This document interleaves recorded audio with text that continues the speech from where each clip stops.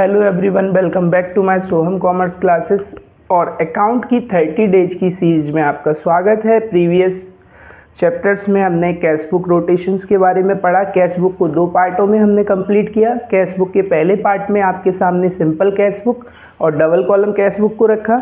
आज हम 3 column cash book और पेटी कैश बुक के रूल्स को फॉलो करेंगे और उसके बारे में डिस्कस करेंगे। 3 कॉलम कैश बुक सबसे अहम बुक होती है जो ज़्यादातर सीए फाउंडेशन के कोर्सेस हों उसमें और बीबीए के फर्स्ट ईयर के फाइनेंशियल अकाउंट में भी इसको लिया जाता है। तो आइए इसे स्टार्ट करते हैं और सिंपल तौर पे इसके प्रिपरेशंस क्वेश्चंस को समझते हैं। Let's begin. तो देखिए, सबसे पहले मैं आपको बता दूं 3 कॉलम कैश बुक के रूल्स में सबसे पहली चीज़ आती है कॉन्ट्रा एंट्री की। अब कॉन्ट्रा एंट्री क्या होती है भाई समझिए। जब भी कोई व्यापारी व्यापार से बैंक में पैसा जमा करेगा, बैंक में पैसा जमा करने पर बैंक से पैसा निकालने पर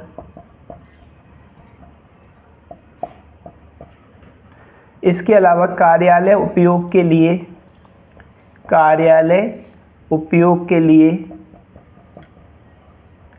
पैसा निकालने पर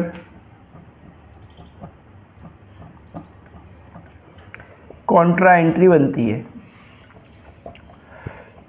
यदि व्यापारी निजी उपयोग के लिए, पर्सनल यूज के लिए कैश विड्रॉ करता है तो कॉन्ट्रा एंट्री नहीं बनती है। देखिए, पहली कंडीशन में मैं इंग्लिश में रिपीट कर रहा हूँ। Bank deposited into cash, bank में कैश जमा करने पर कॉन्ट्रा बनेगी। बैंक से कैश विड्रॉ करेंगे तब कॉन्ट्रा बनेगी। ऑफिस यूज के लिए बैंक से विड्रॉ करेंगे तब भी कॉन्ट्रा बनेगी। लेकिन निजी उपयोग के लिए बैंक से पैसा निकालने पर कॉन्ट्रा एंट्री नहीं बनती। बैंक से पैसा निकालने पर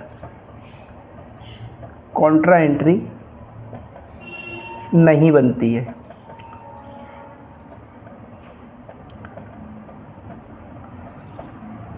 इसका चाहे तो आप स्क्रीनशॉट ले सकते।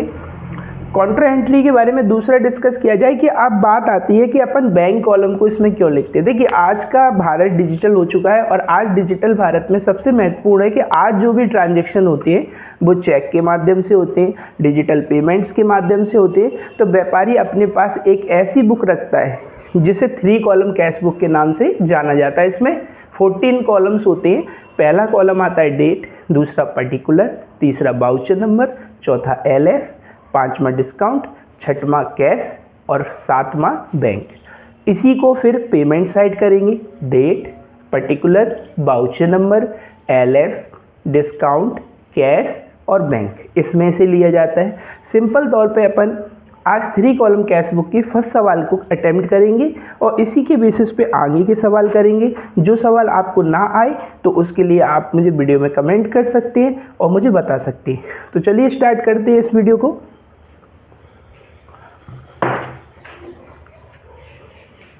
इसके सबसे पहले तो कॉलम सिंपल कैश बुक की ही तरह होते हैं, इसमें कोई भी चेंजेस नहीं होता है। तो समझिए, पहले इसके कॉलम सबसे पहले आएगा भाई, ऊपर लिख देता हूं मैं 3 कॉलम कैश बुक। उसके बाद देखिए, सबसे पहले आएगी डेट, फिर आएगा पर्टिकुलर,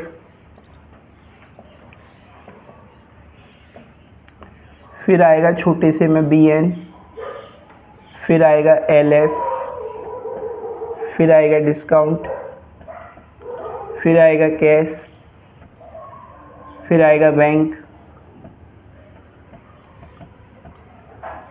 जी हो गए रिसिप्ट साइड के कॉलम। अब फिर आएगा डेट, फिर आएगा पर्टिकुलर, फिर आएगा BN नंबर, फिर आएगा LF, फिर आएगा डिस्काउंट, फिर आएगा कैश, फिर आएगा बैंक। ठीक है गाइस, आपको समझ में आ गया होगा। एक बार फिर मैं रिपीट कर रहा हूँ। Date, particular, voucher number, LF, discount, cash, bank. Date, particular, voucher number, discount, cash, bank. देखिए मैं आपको इसमें ये भी बता दूं कि सवाल में कभी कभी ओवरड्राफ्ट की कंडीशंस आती है। ओवरड्राफ्ट के बारे में मैं आपको बता दूं, बैंक से अपना एक सिविल स्कोर होता है, वो सिविल स्कोर के माध्यम से आपको बैंक लोन देता है और बैंक ये कहता है कि इस पैसे को आपको 90 दिन में, इसके अलावा 6 मंथ में, इसके अलावा 1 ईयर में आपको इसे विद इंटरेस्ट के साथ लौटाना पड़ता है। इससे फ़ायदा क्या होता है, बैंक को ये फ़ायदा होता है कि उसे इंटरेस्ट मिल जाता है और आपको यह फ़ायदा होता है कि मौके पे आपका काम चल जाता है, आपको पर्सनली किसी से लेना नहीं पड़ता है और कम से कम इंटरेस्ट पे मिल जाता है पैसा। तो इसे ओवरड्राफ्ट की कंडीशंस बोलते हैं। ओवरड्राफ्ट जो होता है वो हमारे लिए लोन होता है, इसे हमें चुकाना कंपलसरी होता है, इसलिए इसे लायबिलिटी साइड शो करते हैं। तो सबसे पहले देखिए इसमें दिया है 2015, जैसे अपन कॉलम खींचते थे बिल्कुल वैसे ही अपन को कॉलम खींचने, यहाँ पर भी मैं 2015 डाल दूंगा। आगे दिया हुआ है इसमें रोकड़ शेष, तो अपन जनवरी 1 को टू बैलेंस बीडी करेंगे और रोकड़ दिया है तो रोकड़ के कॉलम में लिख देंगे, कितने लिख देंगे, तो रोकड़ के कॉलम में दिए भाई 2000 रुपये, मैंने 2000 रुपये रोकड़ के कॉलम में लिख दिए। अब इसके बाद यहाँ बैंक शेष नहीं दिया है, क्या दिया है, बैंक अधिविकर्ष, तो मैं इसे किस में लिखूँगा, मैं लिखूँगा पेमेंट के कॉलम में। इसे भी बाय बैलेंस बीडी बोलेंगे, ना कि सीडी। बाय बैलेंस बीडी करके किसके कॉलम में लिख दूंगा, बैंक के कॉलम में लिख दूंगा। कितने लिख दूंगा, 1000 रुपये, मैंने लिख दिया 1000। ये नहीं है कि यहाँ बीडी किया है तो आप यहाँ पे सीडी कर दें, ऐसा नहीं करेंगे आप। बीडी यहाँ लिखा है तो इसमें भी बाय बैलेंस बीडी करेंगे। आगे दिया हुआ है बैंक में जमा कराए, तो देखिए भाई कॉन्ट्रा बनेगी एंट्री, कैसे बनेगी, इसका 2 पक्षों पे इफेक्ट पड़ता है। बैंक में जब पैसा अपन जमा करते हैं तो हमारे गले से जा रहा है और बैंक को मिल रहा है, तो पेमेंट कर रहे हैं अपन, तो यहाँ क्या लिखेंगे अपन, बाय बैंक। बैंक लिख के कॉन्ट्रा लगा देंगे और बैंक लिखा है तो जो पैसा किस कॉलम में जाएगा, ये जाएगा अपने कैश के कॉलम में। इसमें बस इतना ही सीखने को होता है कि बैंक लिखा हो तो कैश के कॉलम में लिखिए 1500 रुपये, और इस साइड अपन इस पैसे को किस में लिखेंगे, बाय कैश, टू कैश करेंगे और ये पैसा किसे आएगा, किस कॉलम में जाएगा, ये बैंक के कॉलम में जाएगा 1500 रुपये। ये चीज़ आप समझ गए होंगे। और जब पैसा बैंक से निकालेंगे, जब पैसा बैंक से निकालेंगे तो अपोजिट हो जाएगा, यहाँ बाय कैश आ जाएगा, यहाँ टू बैंक आ जाएगा। इसके बाद देखिए आगे लिखा हुआ है नगद माल बेचा। अब नगद माल बेचेंगे तो हमें क्या मिलेगा, रुपए मिलेंगे। तो जी जनवरी 3 का ट्रांजेक्शन्स था, यहाँ 3 लिख दूँ, यहाँ पे भी 3 लिख दूँ। इसके बाद फिर नगद माल बेचा 4 तारीख को, तो टू सेल्स लिखेंगे यहाँ, तो अपन ने देखिए सेल्स लिख दिया। सेल्स कितना है अपना, तो सेल्स है अपना 5000 रुपये, तो मैंने 5000 किस कॉलम में लिख दिए, कैश के कॉलम में लिख दिए 5000। आगे बात आती है अब बैंक से पैसा निकाल रहे हैं, कितने तारीख को निकाल रहे हैं भाई, 5 तारीख को निकाल रहे हैं। तो मैंने 5 तारीख की एंट्री की, बैंक से पैसा निकाल रहे हैं, तो अभी जमा किया था तो बाय बैंक किया था, अब निकालूंगा तो मैं क्या लिखूंगा, बाय कैश, कॉन्ट्रा लगा के कैश लिखा है तो किस कॉलम में जाएगा पैसा, बैंक के कॉलम में जाएगा। तो बैंक के कॉलम में कितना जाएगा आपका, 300 रुपये, कितना जाएगा, 300 रुपये। और यहाँ पे मैं क्या करूँगा, यहाँ पे लिख दूँगा टू कैश अकाउंट, और इस पैसे को टू बैंक अकाउंट लिखूँगा यहाँ में, और इस पैसे को किस में लिख दूँगा, इस पैसे को लिख दूँगा मैं कैश के कॉलम में, टू बैंक अकाउंट, और ये वाला पैसा मैं किस में लिख दूंगा, कैश के कॉलम में। कितना लिखूंगा, 300 रुपये। डिस्काउंट इसमें था नहीं इसलिए अपन को लिखना नहीं है। अब देखिए भाई क्या करेंगे, आप ध्यान से समझिए इस चीज़ को। सबसे पहले देखिए जनवरी का फर्स्ट मंथ से स्टार्ट किया है, तो जनवरी 31 को यहाँ पे अपन क्या कर देंगे, अकाउंट्स को जनवरी 31 को लिख देंगे इसमें। तो जनवरी 31 में सबसे पहले देखिए कि कैश का टोटल कैश में से घटेगा, बैंक का जो टोटल है वो बैंक में से घटेगा। तो कैश का टोटल आ रहा है 7300। अब 7300 में से अपन को कितना घटाना है, 1500। सो 7300 में से 1500 घटाऊंगा तो बाय बैलेंस सीडी में कितना आएगा, बाय बैलेंस सीडी में आएगा आपका 5800 रुपये, जो मैंने आपको लिख दिया घटाने के बाद। अब देखिए इस साइड का टोटल बैंक का आ रहा है 1500 रुपये, और बैंक का टोटल इसका इस साइड का कितना आ रहा है 1300 रुपये। तो बैलेंस कितना आएगा भाई, 200 रुपये आएगा।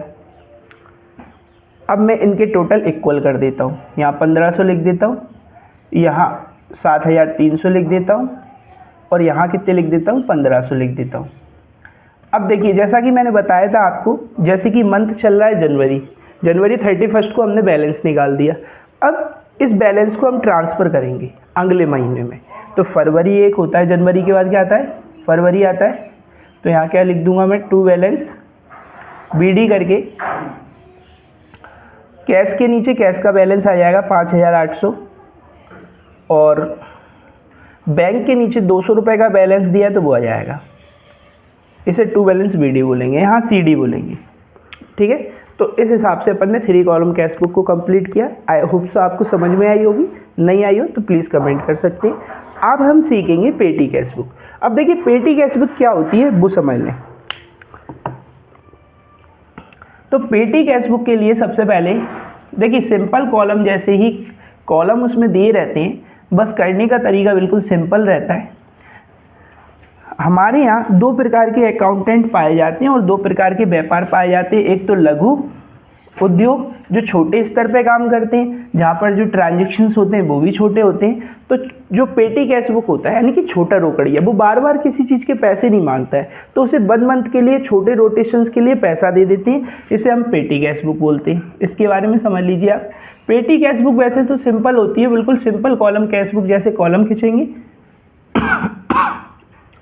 इसमें सबसे पहले आएगा date, particular, VN number, LF, amount, फिर आएगा date, particular, BN number, LF और अमाउंट। ऐसे कॉलम होते हैं पेटी कैश बुक के। करने का तरीका बिल्कुल सिंपल कैश बुक की तरह होता है, लेकिन बस इसमें यह होता है कि इसमें कैश जो होता है ना वो एक ही बार मिलता है। तो इसके भी सवाल को हम आसानी से समझते हैं।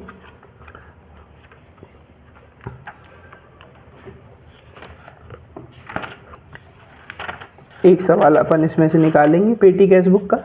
तो पेटी कैश बुक का कोई भी सवाल आप निकाल लीजिए। सबसे पहले मैं एक छोटा सा सवाल निकाल देता हूँ जिससे आपको आसानी से समझ में आ जाएगा। सबसे पहले 2015 जनवरी 1 को हमारा शेष था 10 रुपये। क्योंकि ये छोटी कैश बुक रहती है इसलिए इसमें जो बैलेंस के ट्रांजेक्शन होते हैं ना वो भी छोटे रहते हैं। तो सबसे पहले टू बैलेंस BD 10 रुपये हमने किस में लिख दिए, अमाउंट में लिख दिए। जो डेबिट पक्ष है और जो क्रेडिट पक्ष है, डेबिट पक्ष में जितना कैश रिसीव्ड होगा उसे लिखेंगे, लेकिन इसमें रिसीप्ट एक ही बार होता है। और जबकि पेमेंट में जितना भी हमें पेमेंट करना होगा वो अपन पेमेंट पक्ष में लिखेंगे। तो टू बैलेंस BD करके 10 रुपये बैलेंस आया। फिर जनवरी 1 को नगद प्राप्त हुए हमें 200 रुपये, तो टू कैश अकाउंट कर देंगे और यहाँ अपन कितने लिख देंगे, 200 रुपये लिख देंगे। अब इसके बाद जितने भी खर्चे होंगे, जो चीज़ में यह लिखा हो कि आपने पैसे चुकाए यानी कि पेमेंट किया, तो किस साइड जाएंगे जी सारे पैसे, इसी कॉलम में जाएंगे। तो यहाँ पे जनवरी 1 का बैलेंस ये आ गया। और इसके बाद देखें 6 तारीख को लिया है, डाक में चुकाए बाय पोस्टेज। अब आप सोच रहे होंगे जी इंग्लिश मुझे कैसे आएगी, तो उसके लिए भी एक सॉल्यूशन है कि पेपर हिंदी और इंग्लिश दोनों वर्जन में आता है। चाहे आप कॉलेज का अटेम्प्ट करें चाहे आप 11th का अटेम्प्ट करें, तो हिंदी इंग्लिश दोनों कॉलम में पेपर आता है। इसलिए आप पोस्टेज इसमें कितना लिखेंगे, पोस्टेज में आपने 8 रुपये लिख दिए। इसके बाद दिया हुआ है अखबार में, तो 12 तारीख को इन्होंने अखबार के चुकाए, तो वह न्यूज़पेपर के कितने दिए भाई, 10 रुपये दिए। आगे लिखा है 12 तारीख के बाद 16 तारीख को कुली के दिए, कुली चार्जेस बाय कुली चार्जेस आपने कितने दिए, 70 रुपये दिए। आगे दिया हुआ है लेखन सामग्री, वो कितने तारीख को खरीदी अपन ने, 22 तारीख को, तो इसे बाय स्टेशनरी बोलेंगे। इसकी इंग्लिश आपको दी आएगी इसलिए घबराने की कोई ज़रूरत नहीं है। लेखन सामग्री कितनी, 23 रुपये, वो मैंने लिख दी। इसके बाद दिया है 24 तारीख को कन्वेंस दिया है। अपन देखिए एक स्थान से दूसरे स्थान तक जाते तो आपको सर्विसेज मिलती है, तो इसे अपन कन्वेंस बोलते हैं। तो वाई कन्वेंस कितना दिया हुआ है, कन्वेंस दिया है आपको 30 रुपये। और इसके बाद दिया है गाड़ी भाड़ा। गाड़ी भाड़े को कैरेज बोलते हैं। जब हमें कोई एक स्थान से दूसरे स्थान तक पहुंचाता है तो इसे कन्वेंस बोलते हैं, और जब किसी वस्तु को एक स्थान से दूसरे स्थान तक पहुंचाता है तो इसे कैरेज बोलते हैं, क्योंकि वो हमें नहीं ले जा रहा, माल को ले जा रहा है। तो इस एंट्री को 25 तारीख में लिखा अपन ने बाय कैरेज करके, तो ये 15 रुपये लिख दिया अपन ने। अब बस आपको कुछ नहीं करना है, अमाउंट का टोटल करना है 210 रुपये, और इस साइड के टोटल में से अब देखिए ये मंथ कौन सा चल रहा है, जनवरी, तो जनवरी 31 को अपन बाय बैलेंस CD कर देंगे। अब CD में बैलेंस जो है वो आएगा 107 रुपये। सिंपल तौर पे कैसे आया, 210 रुपये में से 8 रुपये, 10 रुपये, 17 रुपये, 23 रुपये, 30 रुपये और 15 रुपये घटा देंगे तो बाय बैलेंस CD करके 107 रुपये आ जाएगा। और यहाँ पर अपन 210 लिख देंगे। जो मंथ कौन सा है, जनवरी, तो फरवरी 1 को इसे ट्रांसफ़र कर देंगे, तो इसे बोलते हैं to balance BD। Same situation वही है, कोई भी अंतर नहीं है। आसानी से आप इसका स्क्रीनशॉट ले सकते हैं और पेटी कैश बुक के क्वेश्चंस को आसानी से सॉल्व कर सकते हैं। यदि किसी प्रकार का कोई प्रॉब्लम आए तो प्लीज़ कमेंट करके ज़रूर बताएं, और वीडियो अच्छी लगी है तो लाइक सब्सक्राइब